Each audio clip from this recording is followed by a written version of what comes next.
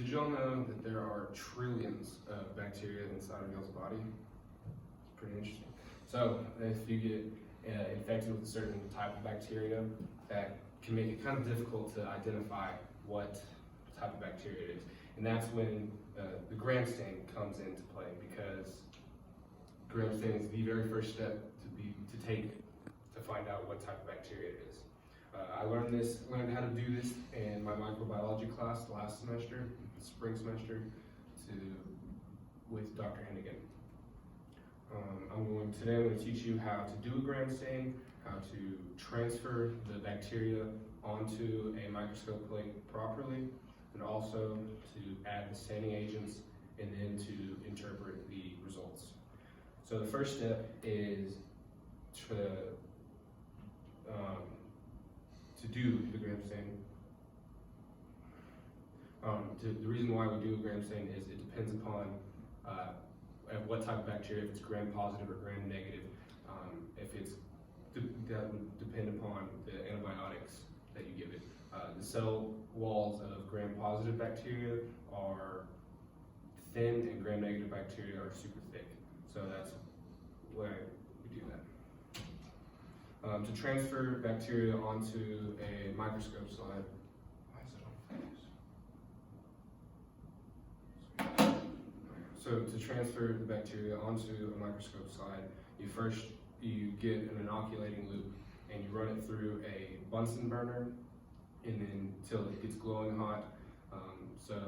Then you take a little scoop of your bacteria and run it on the microscope slide with a drop of sterilized water on it, and then you let that dry for about 10 minutes. It'll take a little while, and then you take the slide and you run it through the Bunsen burner a couple times to heat fix the bacteria onto the slide. And the materials used to do this is an inoculating loop, a microscope slide, sterilized water, a Bunsen burner, and of course your bacteria sample.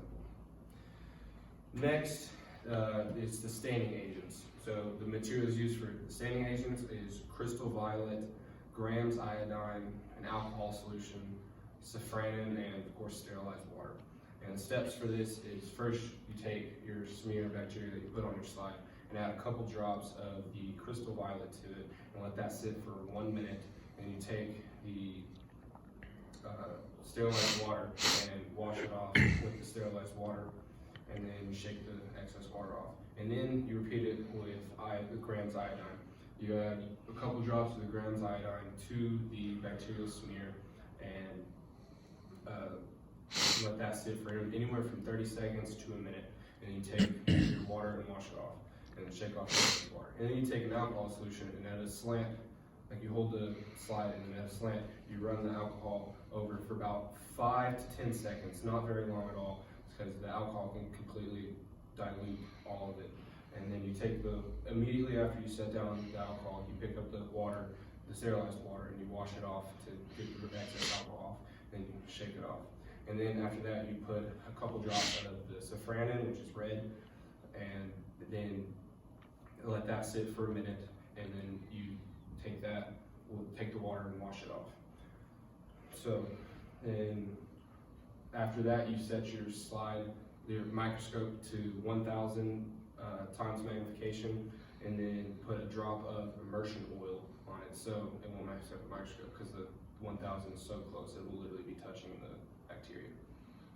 And then to interpret the results, a gram-negative bacteria will turn red, whereas a gram-positive bacteria will stay purple because the gram-positive bacteria has a super thick cell wall, and so the alcohol won't penetrate through the bacterial cell wall. So it was pretty interesting. And so, like I said, gram-negative bacteria will be red, gram-positive bacteria will be purple.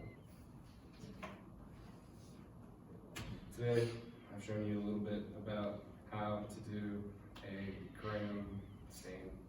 I shared you the importance of it, how to transfer bacteria onto a microscope slide, the staining agents used in the gram staining process, and how to interpret it. Science can be boring, but doing stuff like this actually makes things interesting. Now, science